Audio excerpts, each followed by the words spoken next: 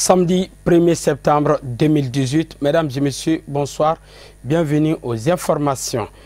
Au Mali, le régime démocratique a vu le jour en mars 91, précisément avec la chute du régime du général Moussa Traoré. 27 ans après, comment la démocratie dont l'avènement avait suscité beaucoup d'espoir chez bon nombre de Maliens est-elle appréciée aujourd'hui? Des réactions recueillies par notre équipe de reportages, Abdou Karim Sako et Abdoulaye Sogodogo. Bon, moi je trouve que la démocratie au Mali se porte très bien. Je trouve que notre démocratie n'a rien à envier à celle d'autres pays. Au contraire, on parle du Sénégal, on parle de la Côte d'Ivoire, mais moi je pense que la démocratie malienne n'a rien à envier avec celle du Sénégal ou bien celle de la Côte d'Ivoire. Chez nous, la démocratie marche très bien, mais tout simplement c'est que, vu le fait que la grande majorité de la population est analphabète, donc la démocratie est mal comprise. Et c'est pourquoi il y a souvent des dérives. Sinon la démocratie ici au Mali se porte très bien. L'état de la démocratie dans notre pays aujourd'hui se trouve dans une phase critique. Parce que quand on parle avec la population, tout le monde met en doute notre démocratie. Parce que les choses ne se font pas dans les règles de l'art. Comme dans la sous-région, on trouve que la démocratie est mieux respectée là-bas qu'ici. Bon, je pense qu'au Mali, la démocratie est beaucoup avancée. Bon, par rapport aux autres, par rapport à certains pays, tels que le Congo ou bien au Sénégal, où on refuse les gens de se présenter aux élections. Au Mali, il n'y a pas eu ce problème. Il y a eu plus de 20 candidats et les 20 candidats se sont présentés. Donc, et après les 20 candidats, il y a eu encore 2 candidats et les 2 candidats sont présentés. Et puis je pense que celui qui devrait gagner a gagné.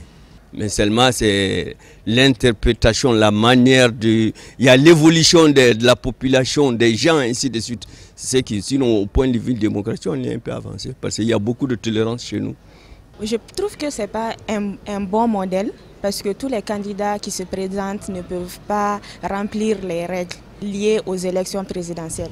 Mais s'il faut que tous ces candidats se présentent, c'est que quelque part dans notre démocratie, il y a une faille et il y a beaucoup de choses à revoir. On a vu pendant l'élection présidentielle que la première liste qui avait été promulguée, il y a des candidatures qui avaient été rejetées. Et quelques temps plus tard, leurs candidatures ont été acceptées. Maintenant, on ne sait pas, la Cour constitutionnelle se base sur quoi exactement pour valider la candidature des candidats qui se présentent à l'élection présidentielle. On doit sensibiliser les gens. D'ailleurs, ça se fait, mais on ne finit jamais de sensibiliser. Parce que bon, la sensibilisation, peut-être qu'il faut la faire dans notre langue vernaculaire, qui est le bambara. Mais généralement, la sensibilisation est faite en français et la majorité, comme j'ai dit, de la population est en alphabète. Donc le message est difficile de passer. L'accès du marché de Solo Traoré, communément appelé Nouveau Marché de Médine, fait grincer les dents, surtout en cette période hivernale. Pour cause, toutes les rues, voire les passages officiels, sont transformés en dépôts d'ordures. Un fait décrié par les commerçants et les usagers. Élément de réponse avec Samaïra Sanogo et Baba Keita. Si le marché dans sa conception générale est un espace public d'échanges commerciaux permettant aux uns et aux autres de gagner le prix du pain quotidien, tel ne semble pas être le cas du nouveau marché de Bamako, car il est presque reconverti en dépôt d'ordures malgré le désaccord des occupants. Vraiment, cette situation nous dérange beaucoup. Donc si l'autorité peut nous débarrasser de ces ordures-là, ça nous fera beaucoup plaisir parce qu'il y a trop d'embouteillages ici. Chaque année, c'est la même chose. Vraiment, ce que je demande à l'autorité, s'ils peuvent nous débarrasser de ces ordures-là, ça nous ferait plaisir. Bon, les ordures sont versées par les marchands, bon, même d'autres quittent l'aide domestique pour venir jeter des ordures ici. Donc, la plupart de ces ordures-là sont jetées par les marchands eux-mêmes. Bon, si vous me parlez de l'insalubrité au niveau du marché de Médine, c'est un problème quelque peu complexe. Je dirais même très complexe. Il y a d'abord le phénomène de population, phénomène pléthorique des gens, des commerçants sur la voie et suivant les marchandises que nous vendons aussi au marché de Médine. Vous n'êtes pas sans savoir que nous faisons les denrées périssables. Donc des choses que nous amenons frais, au bout de 2-3 jours, ça pourrit. Donc, forcément, nous on a des déchets chaque jour. Maintenant, enlever ces ordures pose un autre problème qui est au niveau de la municipalité de Bamako. Afin de respirer convenablement et d'exercer leur activité commerciale quotidiennement, source de leur survie et de leur bien-être, les commerçants souhaitent se débarrasser définitivement de ces déchets nauséabonds dans un bref délai. Jusqu'à présent, chaque année c'est la même chose. Chaque année, ici, c'est débordé par des ordures. Souvent, il y a trop d'embouteillages. Ça, c'est dû à des ordures. Donc, je demande à l'autorité si vraiment ils peuvent nous débarrasser de ces ordures-là. Ça nous fera beaucoup plaisir. Ce phénomène-là, on ne peut pas régler ce phénomène-là sans l'apport de la population. Parce que c'est nous qui déversons, c'est nous qui faisons les ordures. Donc, à ce titre, si la population, chacun à son niveau, faisait un peu d'effort sur lui-même et pour aider la municipalité, là, on peut endiguer ces problèmes. Sinon, ça sent mauvais ici, partout. Ça sent mauvais partout. Avant de voir ce jour tant attendu, les commerçants se contentent de cette situation déplorable pour vaguer à leur mouvement afin de pouvoir joindre les deux bouts.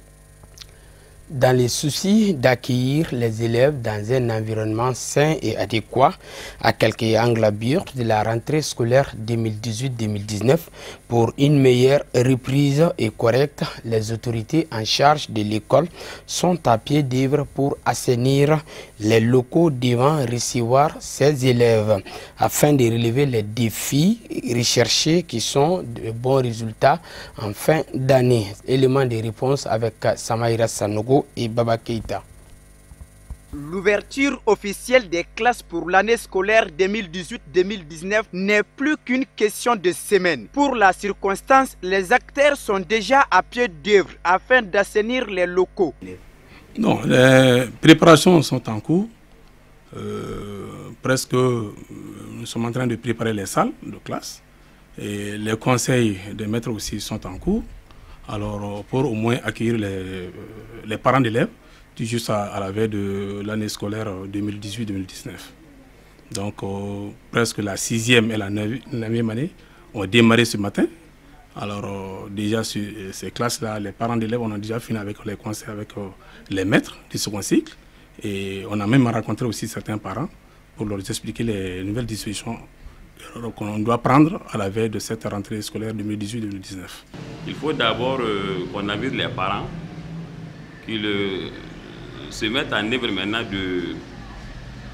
de s'intéresser même à l'école, parce que nous sommes dans des endroits un peu démographiquement, les gens ne s'intéressent pas tellement à l'école. Donc c'est une école, cette école maintenant ici, c'est une école nouvellement créée, et puis les gens arrivent du jour au jour, petit à petit goutte, mais nous faisons notre effort. Il y a les cycles fondamentaux seulement pour le moment, mais nous sommes en vue de créer les secondaires prochainement. Parce qu'il y a même vous avez vu quelque part les installations. L'année prochaine, il y aura les lycées ici. Par rapport à la préparation concernant la rentrée de l'année scolaire 2018-2019, moi je dirais, nous, on s'était mis vraiment au travail depuis très très longtemps. On peut dire que nous ne sommes même pas partis en congé en tant que tel. Parce que l'école, c'est une continuité. Après les vacances, on doit travailler sur le rapport aussi, des propositions de passage et redoublement, qui est un élément très capital qu'on ne doit pas négliger. Parce que sans ça, on ne peut même pas parler de la rentrée. C'est à travers les propositions de passage, on sait qui doit passer, qui ne doit pas passer. Et en fonction de ça aussi, l'effectif, on doit revoir aussi les enseignants dans ce niveau. Je pense que là où nous sommes, on est déjà fait prêt, pour ne pas dire qu'on est déjà même prêt à 100% à ce niveau. Mon équipe est derrière moi, même moi étant en déplacement, ils sont là à travailler, ils sont vraiment à féliciter. Donc à quelques jours de la rentrée, nous, on a déjà fini avec l'élaboration de notre programme annuel. Et aussi, on sait aussi le nombre d'effectifs qu'on a et les classes qui doivent être disponibles aussi. Tout est déjà OK chez nous. Ça, il n'y a aucun problème. Ça, on peut vous les garantir. L'enseignement, un des métiers les plus nobles, car il consiste d'inculquer des valeurs morales et les règles de bonne conduite pour l'émergence de la nation aux enfants, au dire des autorités scolaires, avant d'ajouter que les parents doivent s'investir davantage pour mieux équilibrer l'équation. Bon, l'appel président quand même que j'ai à lancer à l'endroit des parents d'élèves, ça c'est d'abord le premier point, le paiement irrégulier des cotisations, parce que c'est un peu difficile qu'on ait des enfants à encadrer pendant 30 jours et qu'à la fin de ces 30 jours-là, on met les enfants à la porte à cause de nos paiements de cotisation. Ça, c'est le premier cas. Et le deuxième appel, c'est le suivi. Le suivi des enfants par les parents. Le suivi ne se limite pas seulement à dire aux enfants d'aller à l'école, mais est-ce que les enfants travaillent? Donc, il faut prendre contact avec les enseignants, avec le directeur, pour voir si vraiment les enfants travaillent correctement, s'ils viennent régulièrement à l'école. Donc ça, c'est le deuxième appel. Et le troisième appel, c'est aussi voir est-ce que les enfants là ont des comportements vraiment adéquats à l'égard de l'école, à l'égard des enseignants. Alors voilà un peu ces appels que j'ai à lancer à l'endroit de des parents. Merci, monsieur. D'accord, bon, l'appel que nous lançons, maintenant nous voulons que les parents s'investissent et puis double d'efforts pour que l'école se mette en valeur. Donc nous invitons maintenant les parents à venir s'inscrire et puis à venir pour que l'école soit conforme par rapport maintenant aux autres écoles du Mali. Oui, à ce niveau, nous existons déjà bientôt il y a 4 ans. Et vraiment, on peut dire qu'on est satisfait à plusieurs plans. Et aussi, côté des parents aussi, je pense qu'il y a la confiance entre nous déjà. Parce qu'il en est 2 ans, chaque fois, nous ne faisons que persévérer dans ce sens. Et même côté résultat aussi, quand on essaie de regarder ici, un peu là où on est implanté même, on peut dire que question de comparaison n'est pas raison. Mais Toubacoro est toujours fier. Toubacoro, à travers moi, ma personne, je peux toujours regarder qui que tu sois pour te dire que nous sommes vraiment connus comme une école d'excellence. Tout compte fait pour un avenir radieux. Chacun de nous doit s'engager dans cette bataille de reconstruction citoyenne et d'épanouissement. Car, comme le disait Nelson Mandela, une nation qui lie est une nation qui gagne. Voilà, une nation qui lie est une nation qui gagne. Malgré l'importation à grande échelle des vêtements neufs dans notre pays, plusieurs personnes portent encore leur choix sur les friperies, communément appelées yugu-yugu. Qu'ont-ils de si précieux ces vêtements d'occasion? Élément de réponse dans cet élément signé Marietou Diallo et Draman Mali. Bamako, la ville de 3 caïmans. Bamako, la ville coquette. Bamako, où la vie est un peu chère parfois. Bamako, où il faut vivre avec stratégie, surtout financièrement. Nous sommes au grand marché de Bamako, précisément dans la cour de Kola, communément appelée Worokuru. Ici, c'est la capitale du Yugu-Yugu. Habits d'occasion venant de l'étranger, rendus propres et revendus à un prix abordable. Je vendais avec ma grande sœur depuis à bas âge. À l'époque, le prix était abordable. Mais maintenant, la balle est chère. Il y a les balles de premier choix et de second choix. Nous vendons celles de premier choix. On y trouve divers articles comme des chaussures, des sacs, des ceintures, des habits de tout âge.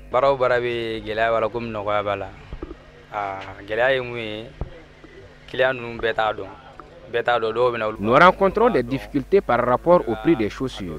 C'est vrai, c'est de la friperie, mais c'est de très bonne qualité. Le prix varie de 3500 à 6000 francs CFA. On trouve la balle dans nos magasins au marché de Médine ou derrière le fleuve.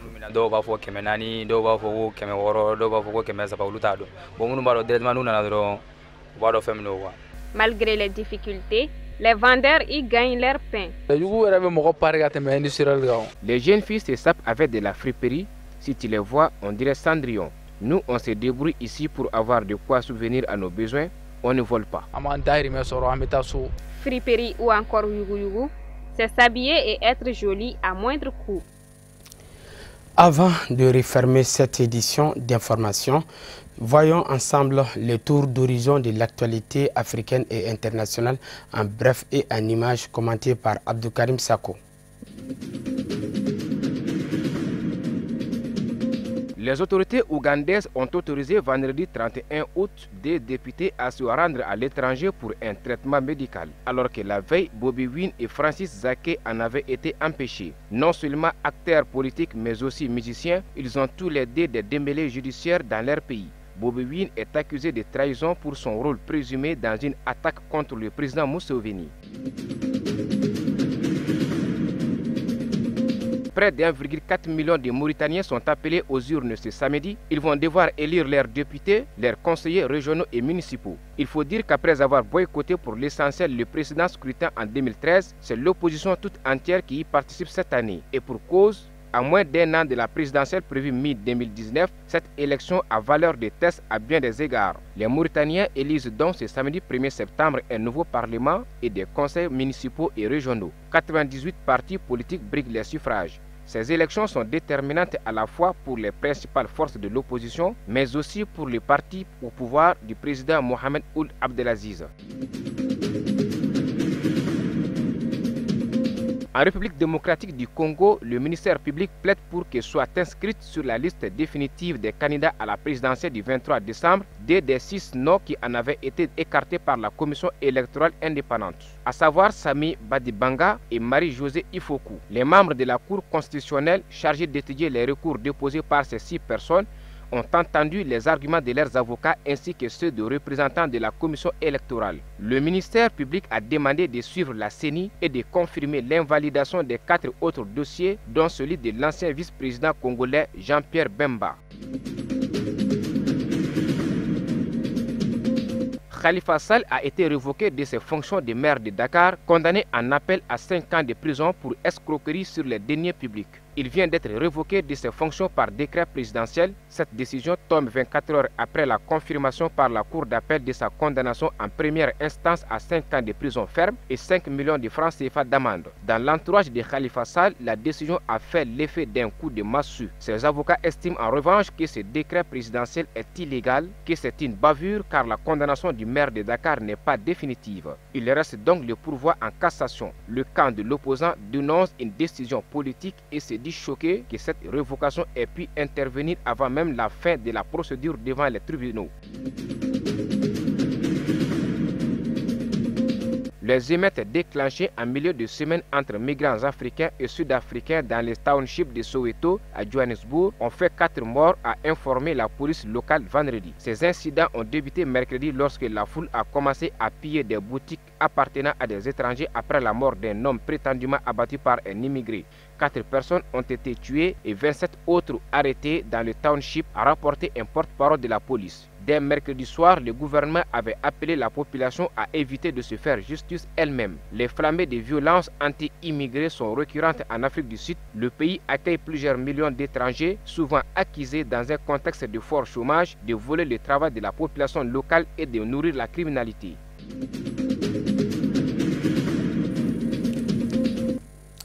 Voilà, ainsi s'achève cette édition d'information qui a été préparée par l'ensemble de la rédaction. Merci à vous de l'avoir suivi. Les programmes continuent sur Chérif La Télévision à 21h. Kafkouna Batili sera là pour les éditions en langue nationale Bamanankan. Au revoir.